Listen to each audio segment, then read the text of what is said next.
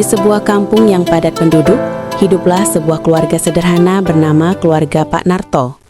Rumah mereka kecil dan sederhana, namun penuh dengan harapan dan perjuangan setiap harinya. Pak Narto bekerja sebagai kuli panggul beras di pasar. Sementara itu, istrinya Bu Minah adalah seorang penjahit kampung. Dengan mesin jahit tua miliknya, ia selalu siap membantu warga yang ingin menjahit ataupun memperbaiki pakaian. Dari rumah kecil itulah, Bu Minah ikut berjuang menambah penghasilan keluarga.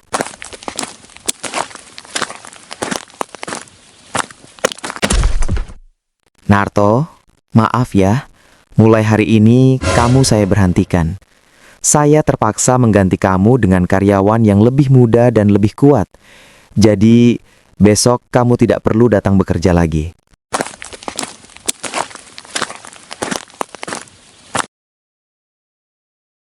Ya ampun, aku dipecat. Bagaimana aku bisa membelikan baju lebaran untuk Roni? Aku sudah berjanji padanya. Setelah Pak Narto tidak lagi bekerja, Bu Narti kini harus menjadi tulang punggung keluarga. Siang dan malam, ia terus menjahit tanpa henti demi memenuhi kebutuhan hidup mereka. Alhamdulillah, akhirnya selesai juga baju Bu Narsih. Uangnya nanti bisa ibu pakai untuk membelikan baju lebaran untuk Roni. Pasti Roni senang sekali. Sebaiknya segera ibu antar sekarang. Bu Narsih, Bu, ini baju jahitannya sudah jadi. Coba dilihat dulu, siapa tahu ada yang kurang atau perlu diperbaiki. Walah, sudah jadi saja. Cepat sekali toh. Di luar BMKG ya. Saya kira jadinya seminggu sebelum lebaran. Pasti ngerjainnya ngebut ini. Lagi butuh uang toh. Ya sudah, ini saya bayar ya. Hah? Kok segini? Bukannya kemarin saya bilang bayarnya 250.000? Memang waktu itu kita sepakat 250.000.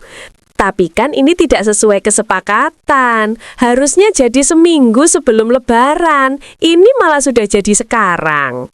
Jadi ongkos jahitnya saya kurangi saja ya.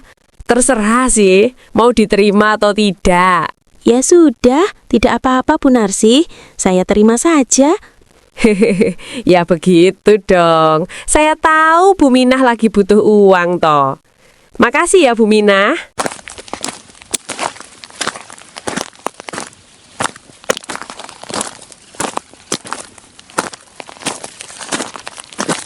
Kamu nggak cari kerja?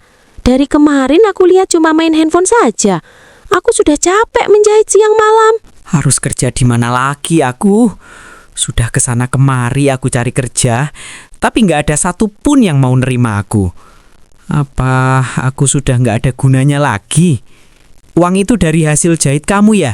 Sini, kasih aku. Aku cuma pinjem. Nanti juga aku ganti. Pak, jangan. Itu uang untuk beli baju lebaran Roni. Sudah, diam saja. Jangan banyak tanya. Kali ini aku pasti menang. Aku pasti balik modal. Ya Allah, Pak. Ibu, katanya mau beliin baju lebaran untuk Roni. Uangnya sudah ada belum, Bu? Tadi teman-teman Roni sudah pada beli baju lebaran. Mereka bilang bajunya bagus-bagus. Ibu, Roni juga pengen punya baju lebaran baru. Maaf ya Roni, Ibu belum bisa membelikan baju lebaran untuk kamu. Roni sabar dulu ya, nanti pasti Ibu belikan. Ayo, hampir dapet. Apa? Kalah lagi? Sialan. Kenapa sih selalu kalah? Tinggal sedikit lagi aku menang tadi. Lebih baik handphone ini aku hancurkan saja. Gara-gara benda ini aku terus kalah. Semua gara-gara ini.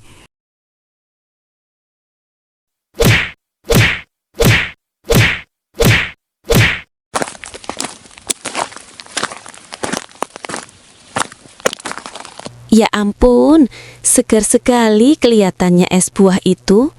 Mau buka puasa saja, kita tidak punya apa-apa. Aku harus bagaimana ya? Apa aku jualan es buah saja? Sepertinya pasti laku.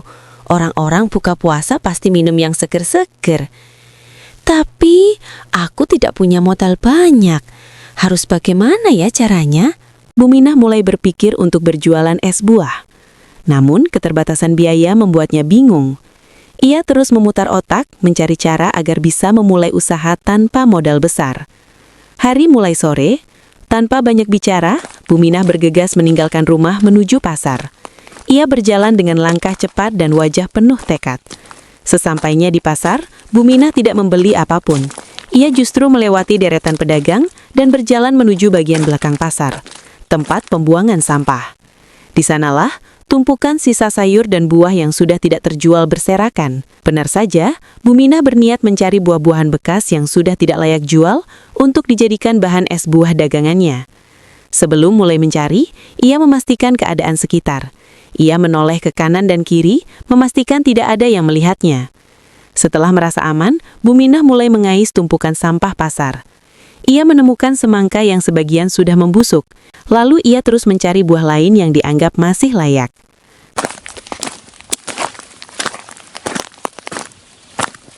Lah, itu seperti si Minah.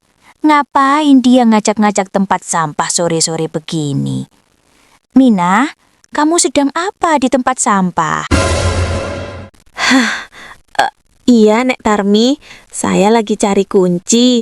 Kunci rumah saya tadi tidak sengaja terbuang di tempat sampah ini. Dari tadi dicari, belum ketemu-ketemu.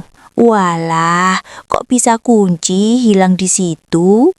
Ya sudah, hati-hati ya. Saya pulang duluan. Takut ketinggalan buka puasa.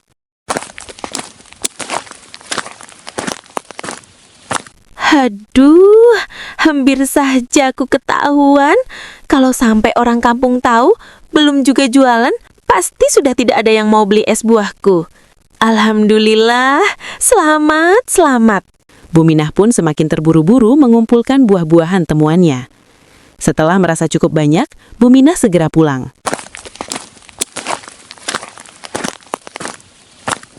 Hari sudah malam ketika ia tiba di rumah. Tanpa membuang waktu, ia langsung memotong buah-buahan itu menjadi potongan kecil berbentuk dadu, bahkan tanpa mencucinya terlebih dahulu.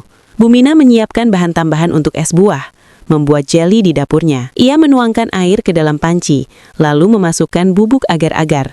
Namun warna agar-agar itu terlihat pucat dan kurang menarik. Demi membuat dagangannya tampak lebih menggoda, Bu Minah pun mengambil keputusan berbahaya. Ia menambahkan pewarna yang tidak aman untuk makanan agar warnanya terlihat lebih cerah. Gula pun ditambahkan, lalu campuran itu dimasak hingga mendidih. Nah, buahnya sudah kupotong, agar-agarnya juga hampir jadi. Kalau warnanya cerah begini kan kelihatan bagus. Pasti orang-orang yang lihat jadi merasa segar. Besok pagi, aku tinggal beli es balok di Pak Kusno saja. Dia kan jual es balok yang murah. Lumayan, bisa hemat modal.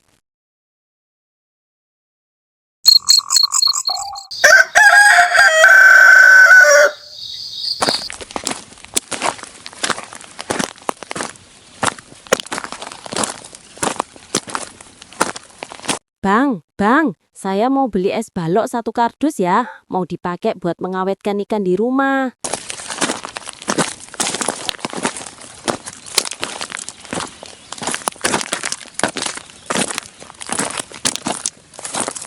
Lah, Minah, kamu ngapain bawa es balok banyak sekali? Buat apa itu? Aduh, kenapa mesti ketemu Mas Narto? Kalau sampai ketahuan bisa panjang urusannya. Ini saya disuruh Bu Narsi beli es buat ikan. Ya sudah, saya buru-buru ya, takut esnya keburu cair. Mosok sih Bu Narsih nyuruh kamu beli es balok sebanyak itu? Bukannya dia punya kulkas di rumahnya?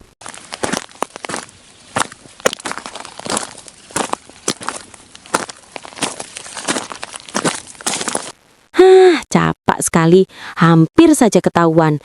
Lagian dia mau kemana sih? Dasar suami nggak jelas. Nah, semua bahan sudah siap, tinggal jualan di depan rumah saja. Semoga laris manis. Wah, ibu buat es buah banyak sekali. Buat kita buka puasa ya, Bu. Roni mau, Bu. Kelihatannya seger banget. Asik.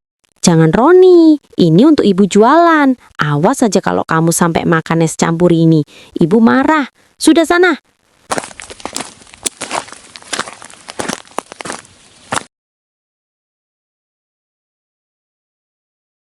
Es buah 5 ribuan, es buah segar 5 ribuan. Kok belum ada yang lewat ya? Sepi banget.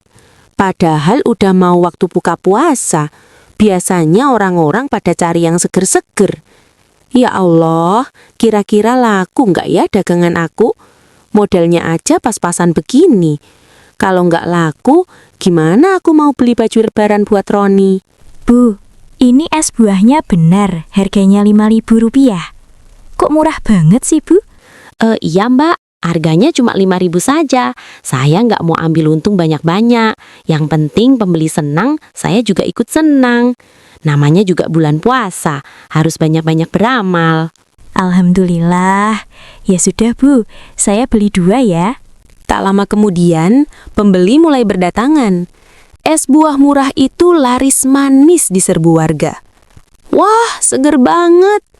Murah lagi, beli 3 ah. Akhirnya, dagangan es buahku habis terjual. Alhamdulillah, laris manis juga. Untungnya lumayan. Besok aku bikin lagi ah.